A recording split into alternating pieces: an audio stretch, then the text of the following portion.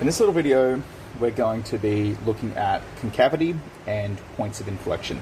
And I'm going to actually approach this with the more advanced technique first because I think it works better in the long run. So this says describe the shape of this curve at x is 2, at x is minus 2, and determine the point of inflection. Well, we're actually going to start with b first. Because if you know where the point of inflection is, so what does that mean? Well, if we have our curve, again, something like this, at some point we go from curving down to curving back up. And there's a key point at which we have that inflection moment. So this is a cubic, it might look something like this, it might not, doesn't really matter what it looks like. But we're going to find that point where we go and go from curving down to curving up. So we're going to say point of inflection at second derivative equals 0, so let's get the second derivative.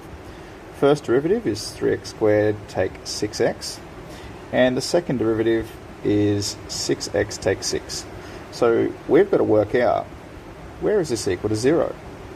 Well, we can simply do some rearranging, and we can see that it's when x is 1.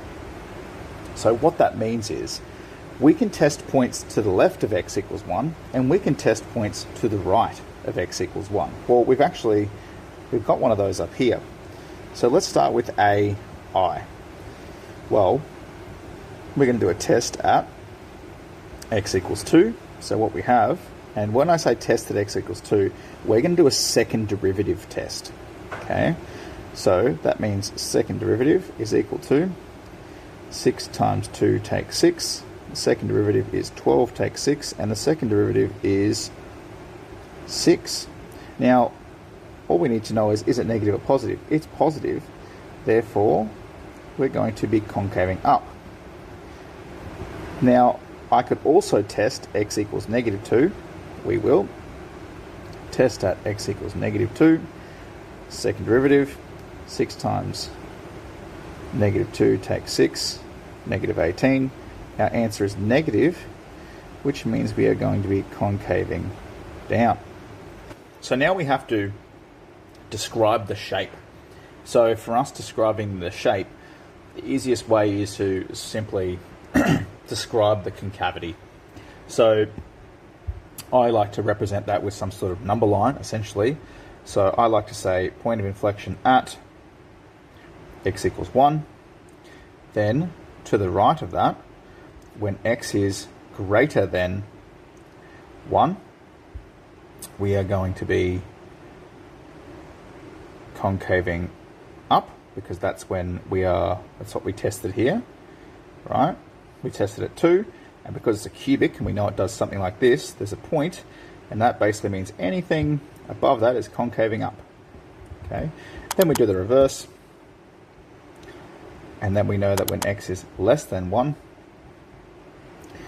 you're going to be concaving down.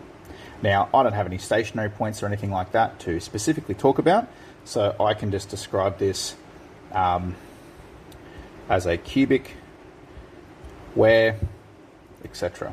So that means if I'm concaving down on the left-hand side, it means my maximum somewhere off to the left of x equals 1, and if I'm concaving up, that means my minimum is somewhere when x is greater than 1.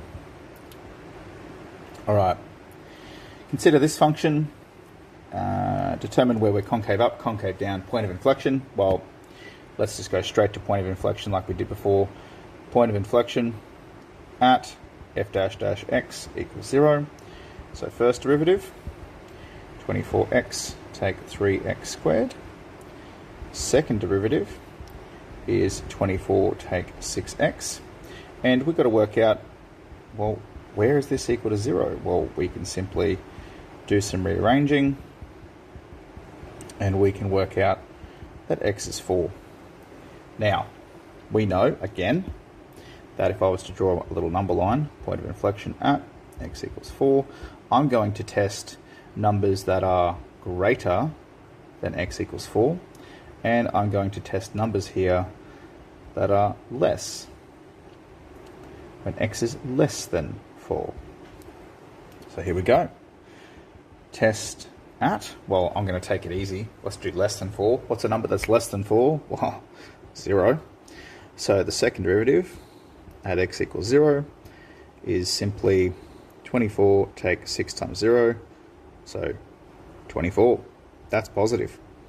So that means, therefore, I'm going to concave up.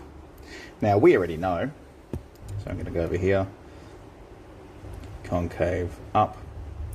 Now we already know this is a cubic, so we know the other one is going to have to be concave down. We're going to write it already. Concave down. Okay, let's just quickly test it for the sake of testing it. Right, we already know it's going to be true, but if we had to show the working for it, we're going to test at x equals 5, because that's bigger than 4. So the second derivative at x equals 5, 24 take 6 times 5, 24 take 30, negative 6. Well, it's a negative number, therefore we're going to concave down. And how do we represent this concavity? Just like we did over here on our number line. So there's our intervals of concavity and our point of inflection, and you can see why we do point of inflection first. All right, last one. Investigating a concavity of this curve, explain why the curve does not have a point of inflection. A sketch may be useful. All right. Well, point of inflection. Let's get straight to it. Point of inflection is at second derivative equals 0. So let's do it. First derivative, 4x to the cubed. Second derivative is 12x squared. So what we really need is, where is this equal to 0? Well, this is equal to 0 when 12x squared equals 0. So where x squared is 0, so x just must be 0. So essentially, the second derivative is equal to 0 here when x is equal to 0. So it looks like we have a point of inflection. So it says a curve sketch may be useful. Well, if we know that we have an inflection point at either side of this x to the 4, let's work out what's going on here. Okay, well, let's quickly just make a little table of values and then sketch what this may be doing.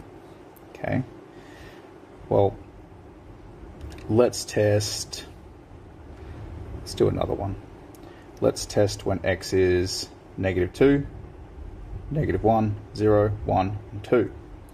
So, of my original function, negative 2 to the power of 4 is positive 16. Negative 1 to the power of 4 is 1. 0 to the power of 4 is 0. 1 to the power of 4 is 1. And 2 to the power of 4 is positive 16. Now this kind of looks like a quadratic. So what? Well, when we don't have any other parts on an x to the 4 graph, what essentially happens is we have kind of a quadratic, right? We kind of have a quadratic, but what really happens is we end up with a quadratic with a flat butt. And this little flat butt here on the quadratic means that we have a stationary point, and at that stationary point, it's flat at an instance in time that is not curving down or curving up. Just at that exact instance in time, it's not curving up or down, it is flat at that exact instance in time. Okay, which means it's technically not concaving up, it's technically not concaving down, but what is happening is you go from concave down to concave nothing, flat, to, sorry, let's go again, not concave down. You're concaving up to flat, so concaving nowhere, to concaving back up again. So this point of inflection that you see is not really a true point of inflection.